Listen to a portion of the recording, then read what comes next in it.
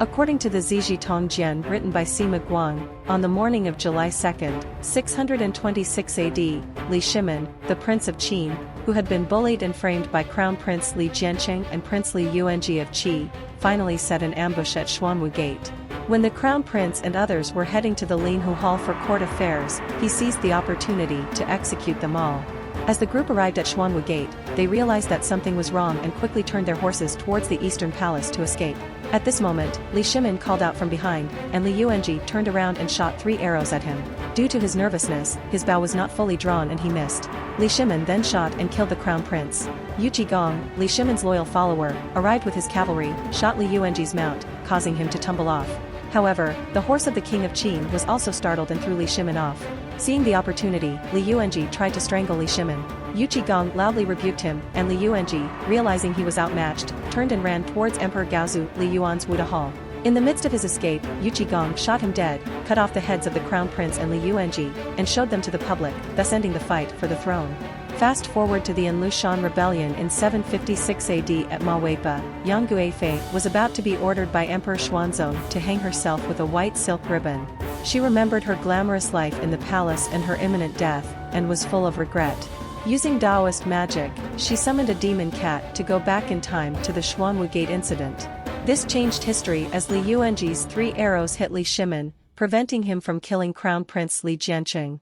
Without Emperor Taizong, Li Jiancheng ascended the throne, and therefore there was no Emperor Xuanzong, and no Yang Yuan from the Song of Everlasting Sorrow.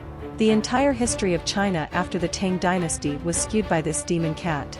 In 690 AD, when Wu Zetian had just ascended the throne, she was in the imperial garden, drinking wine and composing poetry. In a whimsical mood, she demanded the flowers to bloom in the middle of a snow-filled winter.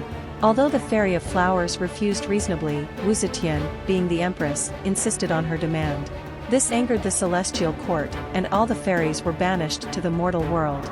The court also warned Wu Zetian that the demon cat had gone to the scene of Xuanwu Gate, and her former husband, Li Shimin, would not become an emperor, and everything in front of her would disappear.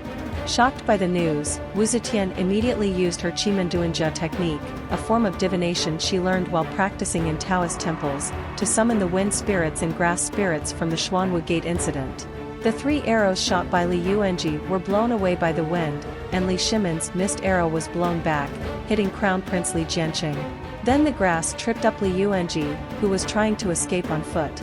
In a blink of an eye, history was back to the version in Zizhi Tongjian, and the prosperity under Emperor Taizong and Empress Wu was restored. At this time, the demon cat, still at the scene of Xuanwu Gate, found that Li Jiancheng was dead and the situation was irretrievable.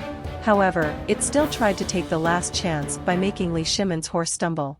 Unfortunately, though the plan succeeded, Yuchi Gong's timely arrival and killing of Li Yuanji left the demon cat unprepared, and its plan B of letting Li Yuanji succeed the throne also failed. The demon cat rushed back to the time when Yang Guifei was about to hang herself, telling her that the tide of history could not be turned back, and that her destiny in the Song of Everlasting Sorrow would come true. The only way out was to follow the melody of the rainbow feather dress dance, turn into a celestial being, and hide in the mysterious Mount Punlai in the sea. There, she could wait for the night of the Double Seventh Festival in the Chongqing Hall, where no one could hear their private conversation, and meet Xuanzong in a dream. The Xuanwu Gate, a historical gate that brought about the reigns of Emperor Xianzong and Wu Zetian, thus became legendary.